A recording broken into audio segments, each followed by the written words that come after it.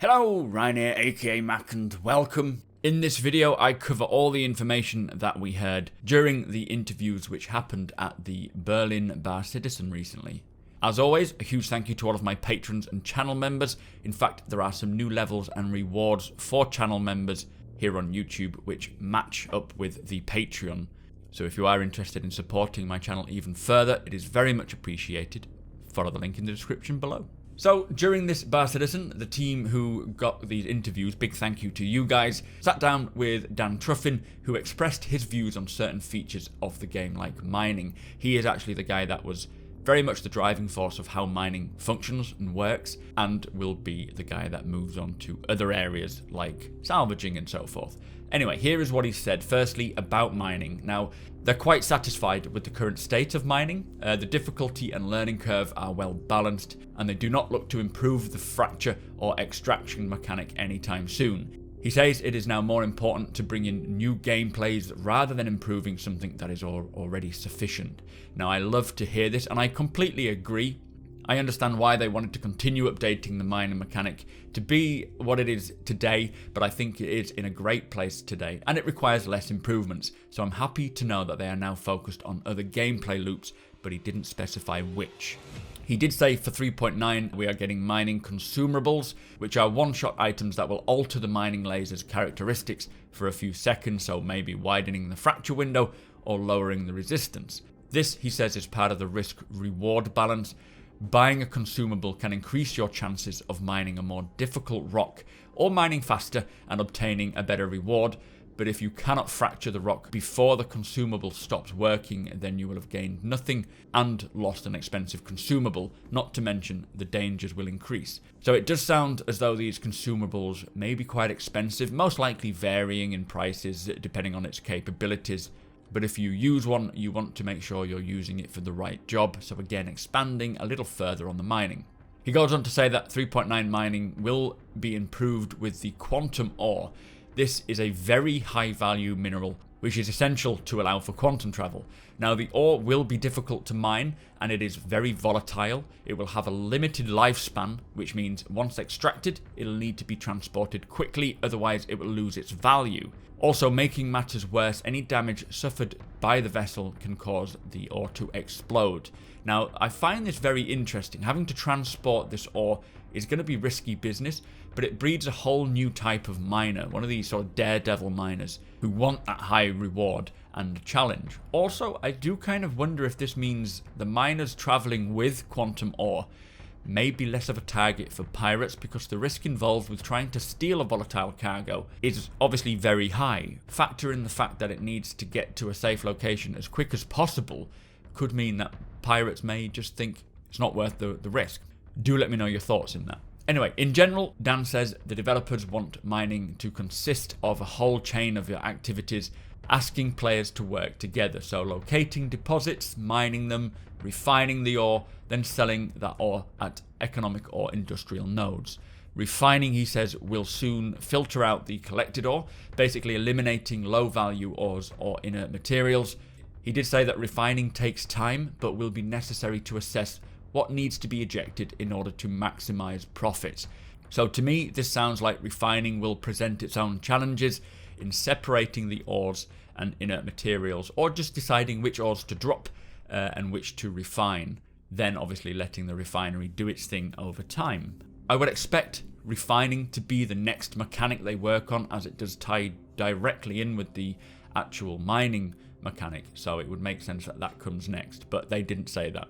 Apparently, Dan is excited to see the location of deposits and the resale of coordinates, so finding a mining vein and deciding what to do with the location's coordinates. He says the Terrapin has a better scanner than the Prospector and can detect rocks at longer distances, and then you can sell groups of nearby rocks.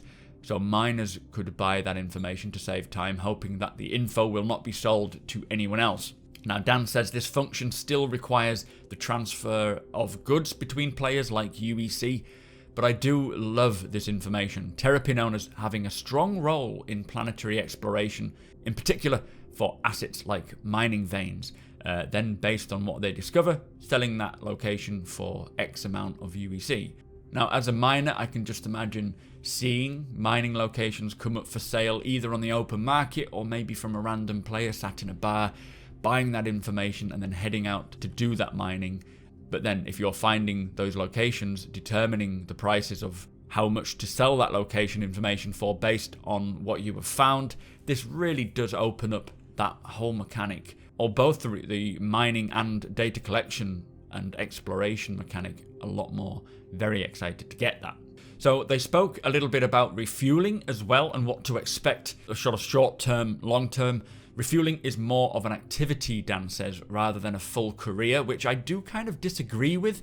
I think refuelers should be able to make a good enough living if done right as a full career. I don't know what he means by an activity instead, but he says it'll involve buying or making fuel, then maybe responding to a distress signal and transferring fuel from one vessel to another.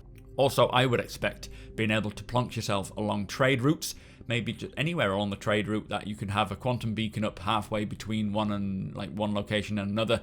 People can quantum to your location maybe and refuel and then move on again. But Chris Roberts does want the connection to be visible between ships when they're refueling, so kind of like a pole like we see with modern day aircraft.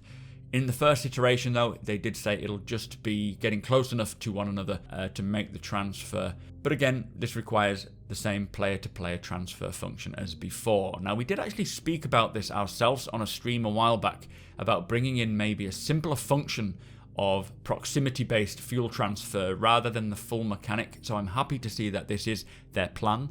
But once the pole transfer system is ready, it'll use an interface to allow two ships to align properly between themselves.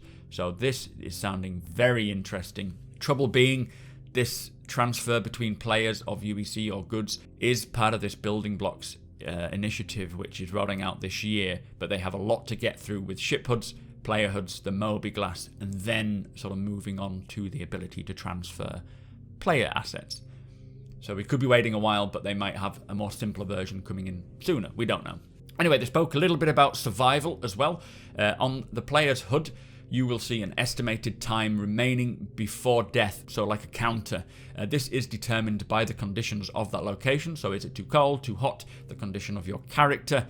You can protect your character by taking shelter or consuming certain products, or by equipping protective clothing and equipment. Now this system, he says, can be and will be extended to other dangers like radiation and viruses.